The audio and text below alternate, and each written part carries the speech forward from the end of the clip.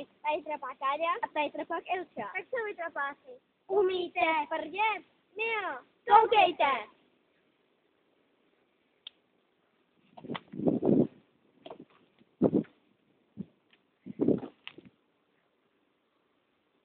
Výběr z efektů zvuku prdů.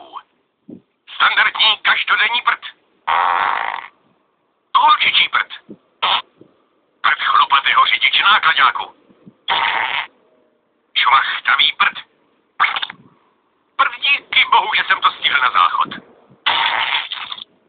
Prd ne, to jsem byl já, když jsem se zvedal z vinilového gauče. Prd rána do prázdna. A nakonec prd královský rozpadovač.